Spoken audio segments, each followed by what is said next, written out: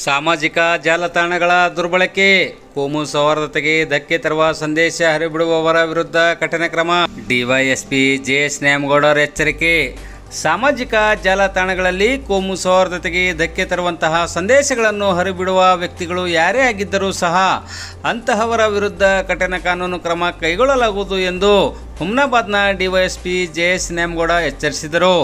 ಬಸವಕಲ್ಯಾಣ ನಗರದ ಸಿಪಿಐ ಕಚೇರಿ ಆವರಣದಲ್ಲಿ ಇಂದು ಗುರುವಾರ ಸಂಜೆ 6:30ರವರೆಗೆ ಜರುಗಿದ ಶಾಂತಿ ಸಭೆಯ ನೇತೃತ್ವ ವಹಿಸಿ ಮಾತನಾಡಿದ ಅವರು, ಸಮಾಜದಲ್ಲಿ ಶಾಂತಿ ಸುವ್ಯವಸ್ಥೆ ಕಾಪಾಡಲು ಪೊಲೀಸ್ ಇಲಾಖೆಗೆ ಪ್ರತಿಯೊಬ್ಬರು ಸಹಕರಿಸಬೇಕು ಎಂದು ಮನವಿ ಮಾಡಿದರು.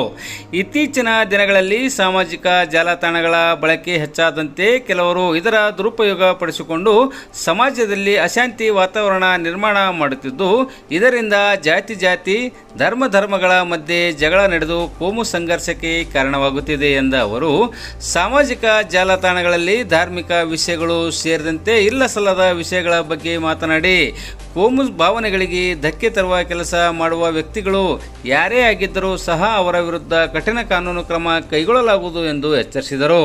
ಸಭೆಯಲ್ಲಿ ಭಾಗವಹಿಸಿದ ತಹಸೀಲ್ದಾರ್ ಡಾಕ್ಟರ್ ದತ್ತಾತ್ರೇಯ ಗಾದಾ ಮಾತನಾಡಿ, ಜಗತ್ತಿಗೆ ಸಮಾನತೆ ಸಂದೇಶ ಸಾರಿದ ಶರಣರ ನೆಲದಲ್ಲಿ ಪ್ರತಿಯೊಬ್ಬರು ಪರಸ್ಪರ ಶಾಂತಿ ಸಹೋದರತ್ವದ ಭಾವನೆಯಿಂದ ಬಾಳಬೇಕು. ಹಬ್ಬ ಹರಿದಿನಗಳು ಸೇರಿದಂತೆ ಯಾವುದೇ ಸಂದರ್ಭದಲ್ಲಿಯೂ ಸಹ ಸಾಮಾಜಿಕ ಜಾಲತಾಣಗಳಲ್ಲಿ ಕೋಮು ಭಾವನೆಗಳಿಗೆ ಪ್ರಚೋದನೆ ನೀಡದೆ ಸಮಾಜಕ್ಕೆ ಉತ್ತಮ ಸಂದೇಶ ಸಾರಬೇಕು ಎಂದು ಸಲಹೆ ನೀಡಿದರು. ನಗರಸಭೆ ಮಾಜಿ ಸದಸ್ಯ ರವೀಂದ್ರ ಕೋಳ್ಕೂರ್ ಮಾತನಾಡಿ, ವಾಟ್ಸಾಪ್, ಫೇಸ್ಬುಕ್ ಸೇರಿದಂತೆ ಸಾಮಾಜಿಕ ಜಾಲತಾಣಗಳಲ್ಲಿ ಕೆಲವರು ಧಾರ್ಮಿಕ ಭಾವನೆಗಳಿಗೆ ಧಕ್ಕೆ ತರುವ ಕೆಲಸ ಮಾಡುತ್ತಿದ್ದು, ಇದರಿಂದ ಸಮಾಜದಲ್ಲಿ ಪರಸ್ಪರ ದ್ವೇಷ ಭಾವ ಹೆಚ್ಚಾಗುತ್ತಿದೆ. ಇಂಥವರ ಮೇಲೆ ಪೊಲೀಸ್ ಇಲಾಖೆ ಹದ್ದಿನ ಕಣ್ಣು ಇಟ್ಟು ಸೂಕ್ತ ಕ್ರಮ ಕೈಗೊಳ್ಳುವ ಮೂಲಕ ಇಲ್ಲಿ ಮತ್ತೊಂದು ಮಂಗಳೂರು ಆಗಲು ಬಿಡಬಾರದು ಎಂದು ಮನವಿ ಮಾಡಿದರು. ಸಿಪಿಐ ಅಲಿ ಸಾಬ್ ಮಾತನಾಡಿ, ಸಾಮಾಜಿಕ ಜಾಲತಾಣಗಳಲ್ಲಿ ಅಭಿವೃದ್ಧಿ ವಿಷಯಗಳು ಸೇರಿದಂತೆ ಇತರ ವಿಷಯಗಳ ಬಗ್ಗೆ ಮಾತನಾಡಿದಲ್ಲಿ ಅದಕ್ಕೆ ಪೊಲೀಸ್ ಇಲಾಖೆಯಿಂದ ಯಾವುದೇ ಅಡ್ಡಿ ಇಲ್ಲ. ಆದರೆ ಕೋಮು ಭಾವನೆಗಳು ಕೆರಳಿಸುವಂತಹ ಸಂದೇಶ ಸಾರಿದಲ್ಲಿ ಮುಲಾಜಿಲ್ಲದೆ ಕಠಿಣ ಕ್ರಮ ಕೈಗೊಳ್ಳಲಾಗುವುದು ಎಂದು ಎಚ್ಚರಿಸಿದರು. ಸಭೆಯಲ್ಲಿ ಭಾಗವಹಿಸಿದ ನಗರಸಭೆ ಪೌರಾಯುಕ್ತ ರಾಜು ಡಿ ಬಣಕಾರ್, ನಗರ ಠಾಣೆ ಪಿಎಸ್ಎ ಅಂಬರೀಶ್ ವಾಗ್ಮಡೆ ಸೇರಿದಂತೆ ಪ್ರಮುಖರು ಮಾತನಾಡಿ ಶಾಂತಿ ಸುವ್ಯವಸ್ಥೆ ಕಾಪಾಡಲು ಸಹಕರಿಸಬೇಕು ಎಂದು ಮನವಿ ಮಾಡಿದರು.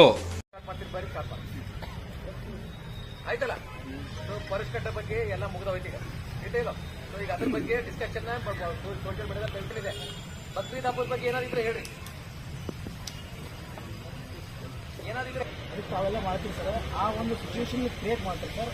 ಅದ್ರ ಬಗ್ಗೆ ತಾವು ಅದೇ ಸರ್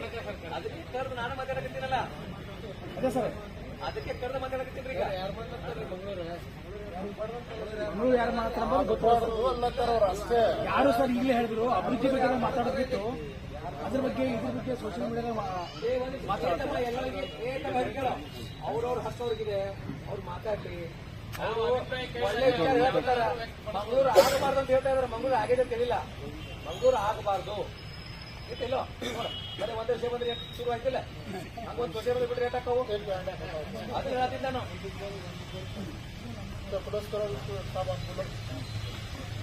ಎಲ್ರಿಗೂ ನಮಸ್ಕಾರ. ಇಂದಿನ ನೀವೆಲ್ಲರೂ ಶಾಂತಿ ಸಭೆಗೆ ಆಗಮಿಸಿದ್ದಕ್ಕೆ ಎಲ್ಲರಿಗೆ ಧನ್ಯವಾದಗಳನ್ನು ತಿಳಿಸ್ತೇನೆ. ನಾವು ಗಣೇಶ ಹಬ್ಬ, ಬೇರೆ ಹಬ್ಬಕ್ಕೆ ಶಾಂತಿ ಸಭೆ ಮಾಡ್ತೀವಲ್ಲ, ಆ ಸ್ಪಿರಿಟ್ ಇದರಲ್ಲಿ ಸ್ವಲ್ಪ ಅಂದರೆ ಅಲ್ಲಿ ಏನಾಗಿರ್ತಿತ್ತು, ಶಾಂತಿ ಸಭೆ ನಾವು ಮಾಡಬೇಕಾದ್ರೆ ಎಲ್ಲರೂ ತಯಾರಾಗಿ ನಾವೆಲ್ಲರೂ ಕರೆಕ್ಟಾಗಿ ಆಚರಣೆ ಮಾಡ್ಕೊಂಡು ಹೋಗ್ತಿದ್ದೀವಿ ಅಂತ ಹೇಳ್ತಿದ್ರಿ. ಸೊ ನಮ್ಗೆ ಯಾವುದೇ ಅಂಜಿಕೆ ಅಳುಕಿಲ್ಲದೆ ಕಾರ್ಯಕ್ರಮ ಆಗ್ತಿದ್ದೀವಿ. ಅದೇ ರೀತಿ ಪೊಲೀಸ್ ಇಲಾಖೆಯಿಂದ ಮತ್ತು ನಾವು ಶಾಂತಿ ಸಭೆ ಮಾಡಿದ್ದೀವಿ.